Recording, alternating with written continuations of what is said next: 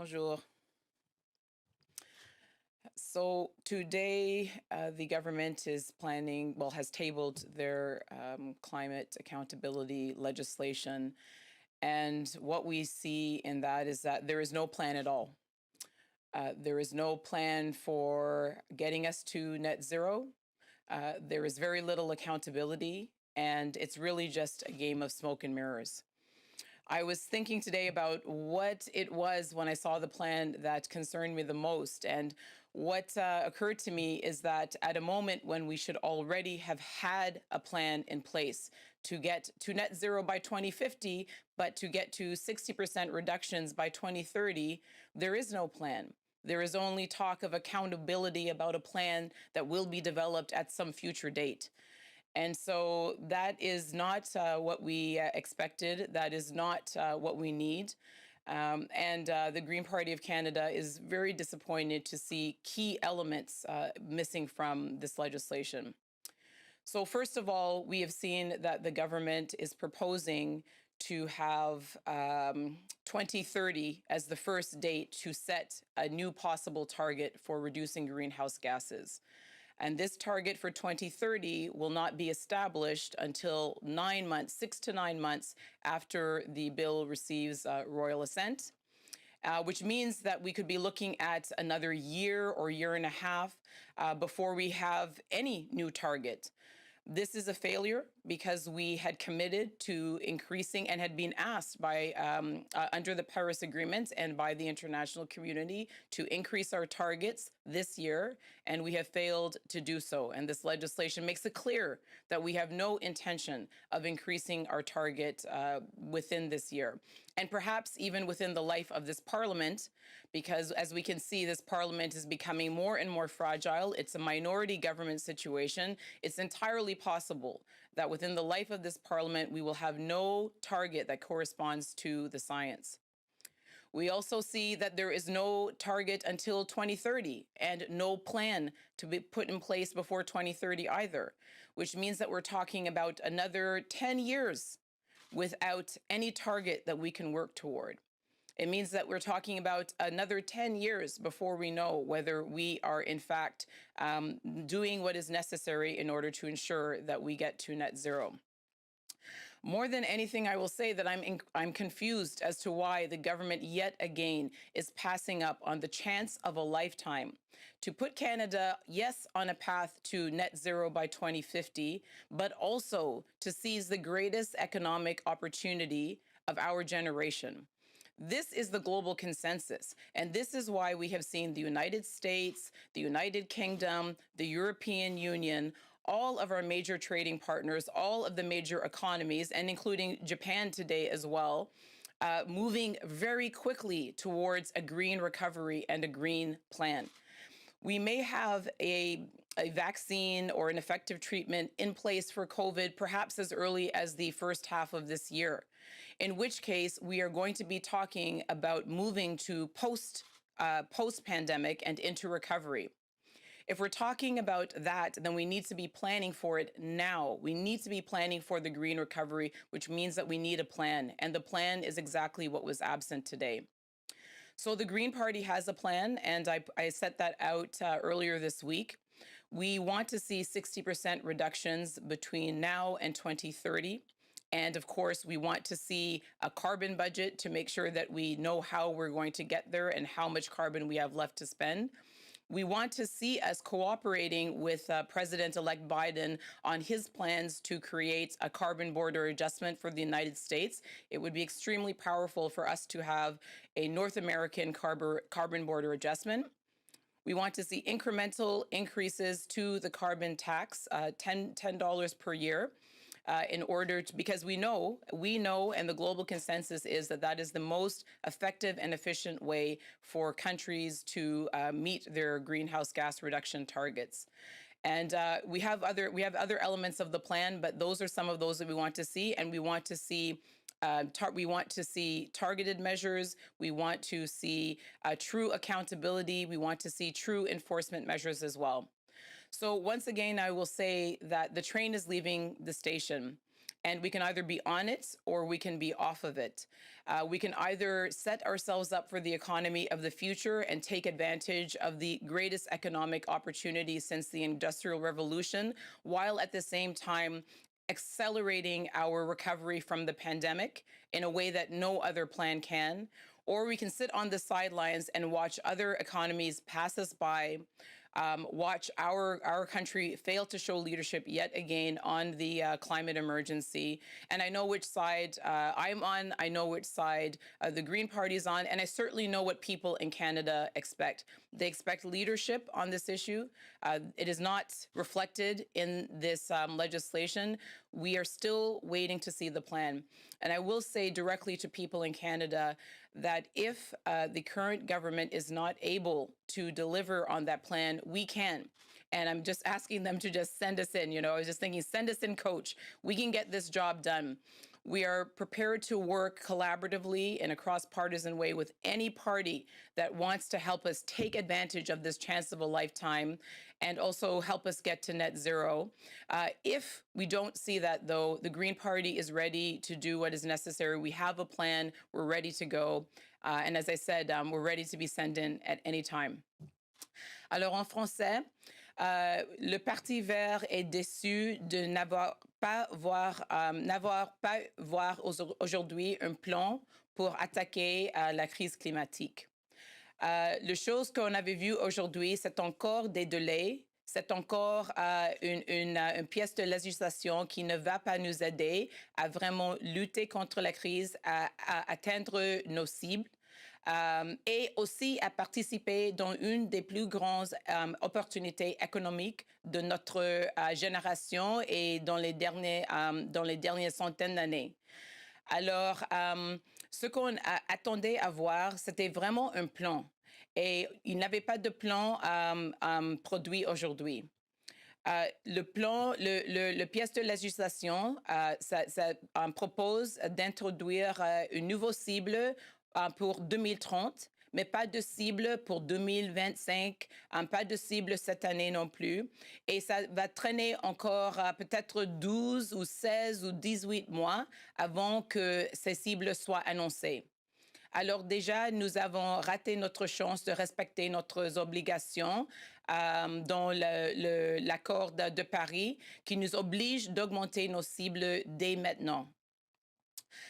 Nous n'avons pas vu un plan qui est crédible d'ici, et nous n'avons pas vu un plan qui est crédible. Et c'est très décevant de voir le gouvernement pas saisir cette opportunité. Le consensus global, c'est que une transition verte, une transition vers une économie verte, c'est la plus grande opportunité pour accélérer notre récupération et la relance de notre économie après la pandémie. Si c'est vrai, et j'espère que ça va être correct, que nous aurons un vaccin en 2021, il faut commencer dès maintenant de préparer pour cette relance, pour notre récupération. Et ça veut dire que nous devrons avoir un plan dès maintenant. Alors, le Parti vert, nous avons un plan. Notre plan, c'est de réduire nos émissions de gaz à effet de serre de 60% d'ici 2030, d'avoir des indicateurs, des mesures pour chaque tranche de chaque année aussi. C'est de créer une frontière de carbone avec la participation des États-Unis. Ce serait incroyable d'avoir une frontière de carbone qui inclut toute l'Amérique du Nord. Il y aurait un énorme impact positif sur notre économie et aussi un incentive pour des autres économies à respecter leurs cibles aussi. Et nous voulons avoir aussi des augmentations dans notre taxe carbone dans les prochaines années parce qu'on sait, et le consensus global, c'est que c'est une des méthodes les plus efficaces de réaliser et atteindre nos cibles pour réduire les gaz à effet de serre. Alors, je dis encore à notre gouvernement que c'est le moment pour vrai leadership. C'est ce que les gens au Canada réclament, c'est ce qui est nécessaire pour respecter nos obligations internationales et c'est ce qui est nécessaire pour rester compétitive avec les autres économies qui ont déjà décidé de prendre un rôle de leadership et de créer leur propre plan. Sinon, le Parti vert est là et je dis directement aux gens au Canada, aux Canadiens et Canadiennes, que nous sommes ici, nous avons un plan, nous sommes prêts à assumer ce rôle si notre gouvernement actuel n'est pas capable. Nous serons toujours là pour participer et coopérer et collaborer avec les autres partis dans une manière non partisane pour saisir cette opportunité. Mais s'ils ne sont pas prêts à le faire, nous sommes là, nous sommes prêts à le faire. Et je vous invite de choisir l'option verte parce que ça, c'est une énorme opportunité. Nous sommes en train de le gaspiller, de le rater. Je ne veux pas voir ça, ce n'est pas nécessaire. Nous avons tout ce qu'il faut pour saisir cette opportunité. Et avec ça, je prends une question. Nous allons maintenant prendre les questions. Commençons par les questions au téléphone. Comme à l'habitude, une question suivie par journaliste. We will now take questions, starting with questions on the phone. As usual, one question, one follow-up per reporter. Operator, do we have a first question? Thank you. Merci. Please press star 1 if you would like to ask a question. Veuillez appuyer sur étoile 1 pour poser une question. We have no questions registered on the phone lines at the moment. Nous n'avons pas de questions au téléphone pour le moment.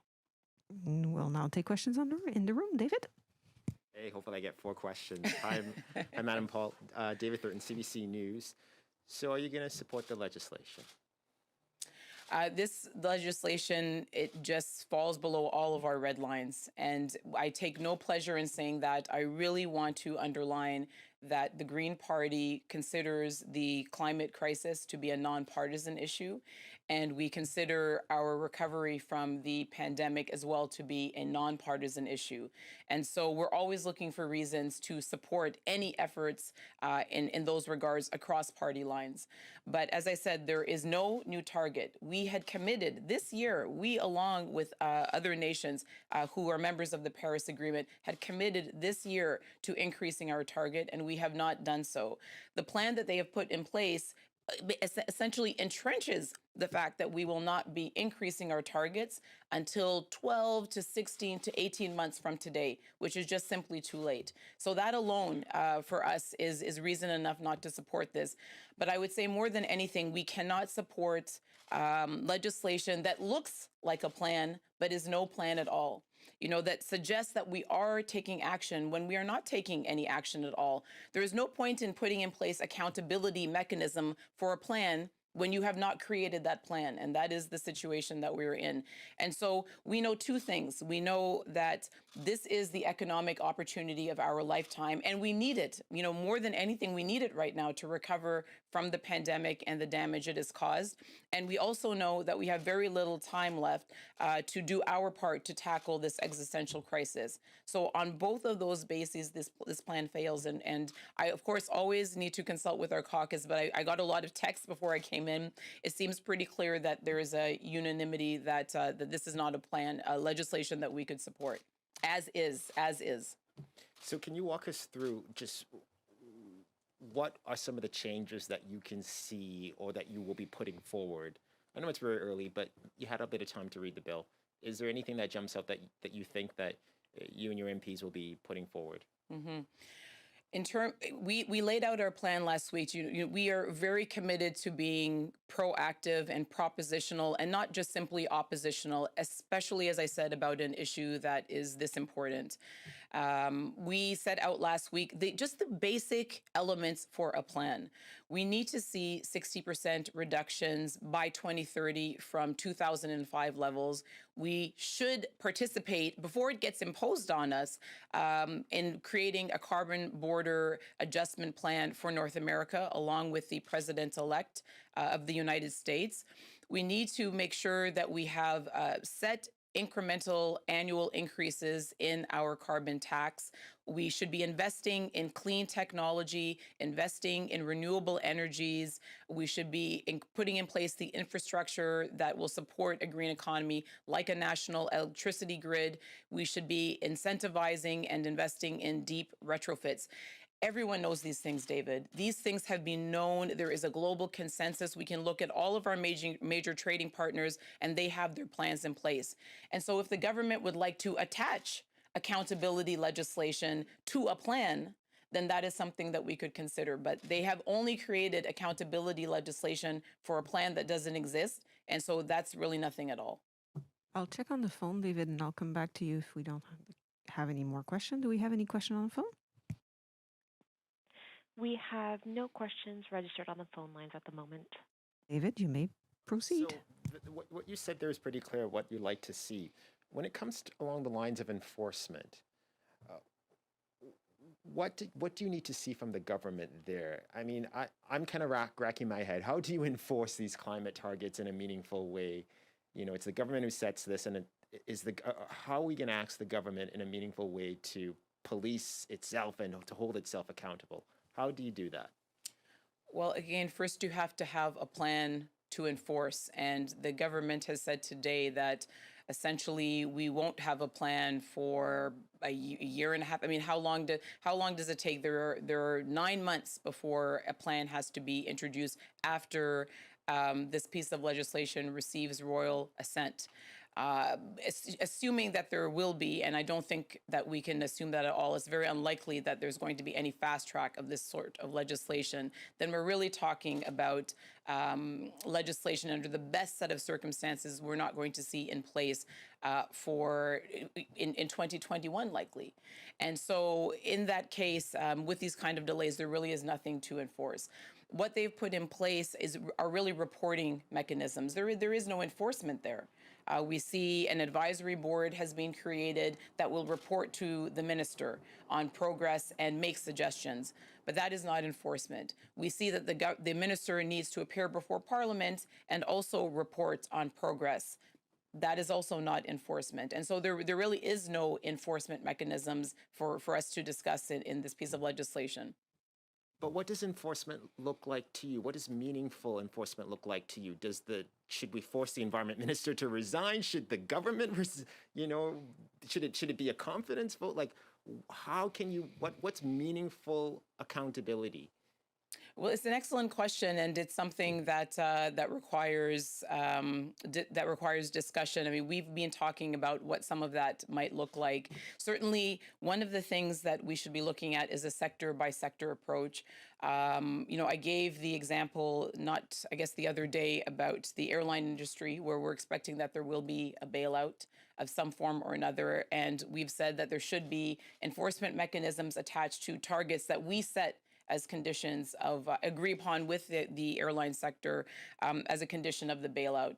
And so, I would say that I don't have the full answer to that question, but I mean, we do know that if we have hard targets in place, then there has to be a way not only for us to ask questions about it, but to ensure that we're able to enforce it.